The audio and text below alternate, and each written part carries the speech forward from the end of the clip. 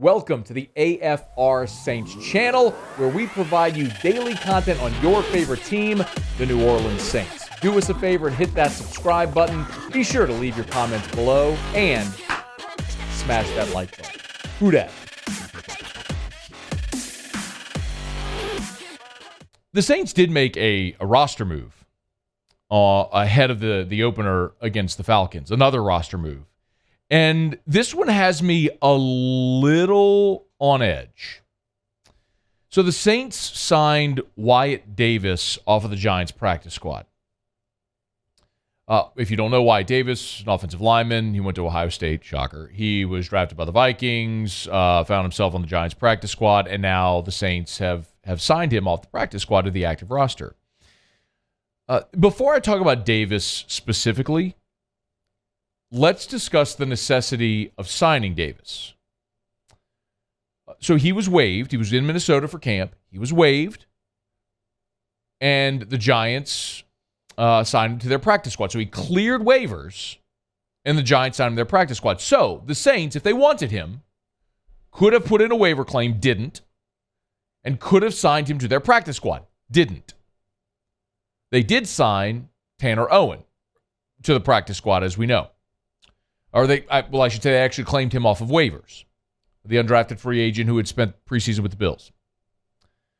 So they have Tanner Owen, and they got Calvin Throckmorton as their reserve guards. Now, Owen was on the injury report with an illness Wednesday, so did not practice. I'll also remind you that Landon Young is out with a hip injury, and Eric McCoy was a limited participant in Wednesday's practice, or at least on the Wednesday injury report. The Saints signing Wyatt Davis isn't necessarily that they love the player in the way that sometimes you go put a waiver claim in on a player that you really like and you want on your roster, but they needed an offensive lineman. Now, I don't know if it's because Tanner Owen's sick or if there's something going on with Eric McCoy or whatever the case is, but for some reason they needed an offensive lineman this week, which is why they went and signed Wyatt Davis. And I am praying today that the Saints' starting 5 offensive linemen are okay. I hope this is Tanner Owen's sick and they need a reserve guard. I hope that's all this is. But there are other issues that have popped up, like Eric McCoy being limited. We know that James Hurst had the injury, which kept him out for a chunk of camp in the preseason that he suffered up in Green Bay.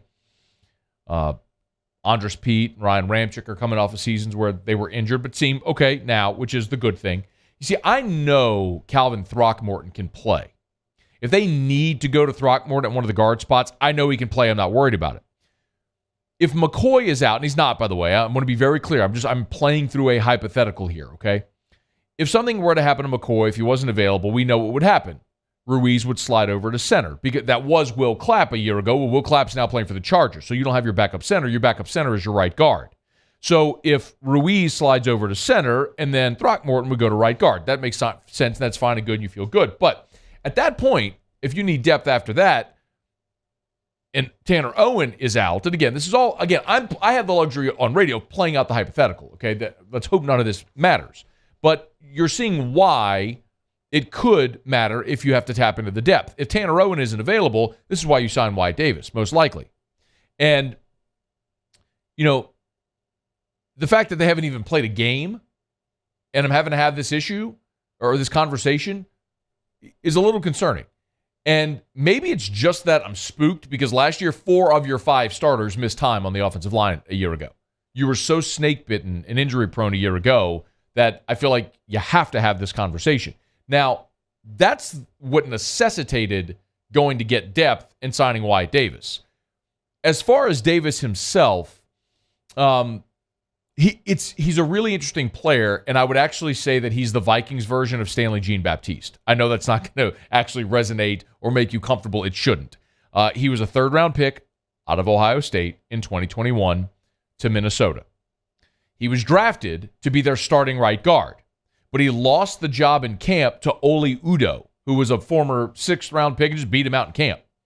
He did not play a single offensive snap as a rookie, played in just 6 games, all on special teams, And then he was waived this year in 2022. So he was taken in the third round, lasted one season with the team that drafted him, and was waived in camp going into his second NFL season. This guy was a third-round pick. It's a lot like Stanley Jean-Baptiste, quite honestly. And by the way, part of the reason they were able to waive him is because they drafted Ed Ingram. So Ed Ingram from LSU is holding down that spot along with Ole Udoh. So that's why Wyatt Davis was expendable. So tip of the cap to Ed Ingram, who went and stole a dude's job. But also, Minnesota didn't sign him to their practice squad. Could have, didn't. He wasn't claimed off a waiver, so Minnesota could have signed him back. Didn't. And he ended up signing on with the Giants onto their practice squad, where the Saints then, of course, signed him now to the active roster.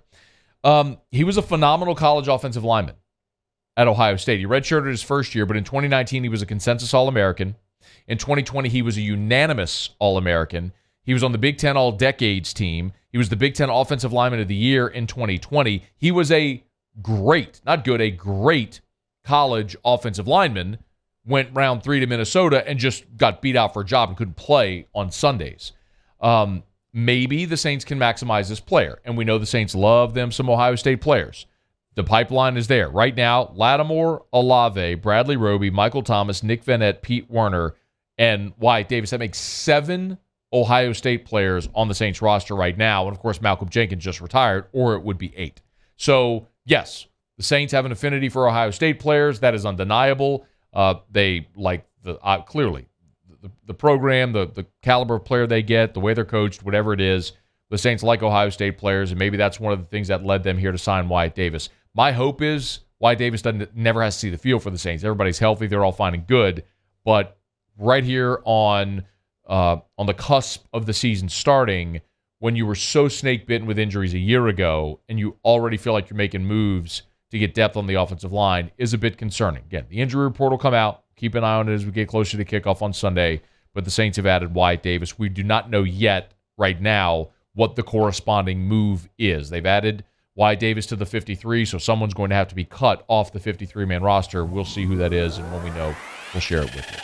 Hey, thanks so much for watching. Please leave your comments. I love to interact, and be sure to hit the red subscribe button below.